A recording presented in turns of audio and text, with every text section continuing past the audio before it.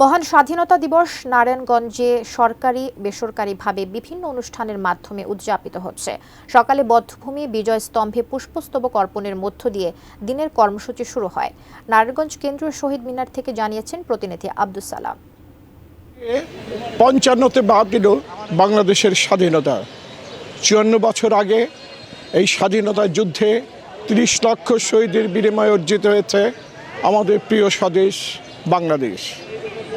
আজকে স্বাধীনতা দিবসের প্রাক্কালে নারায়ণগঞ্জে বিভিন্ন বর্ণিল আয়োজন হয়েছে এই স্বাধীনতা দিবসকে কেন্দ্র করে।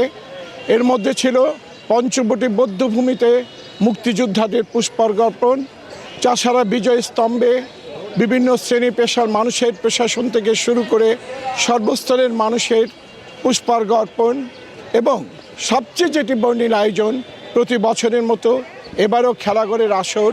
তারা শিশু কিশোর সহ সাংস্কৃতিক কর্মীদের নিয়ে পতাকা মিছিল, জাতীয় পতাকা নিয়ে মিছিল বের করেছে। এই মিছিলে কিন্তু হাজার হাজার শিশু কিশোর অংশগ্রহণ করছে এবং তারা কিন্তু জাতীয় পতাকাকে নিয়ে এই মিছিলের আয়োজন করেছে।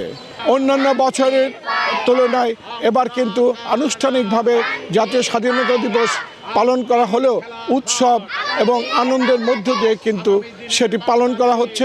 তবে সে আয়োজন কিন্তু অন্যান্য বছরের তুলনায় অনেকটা কম।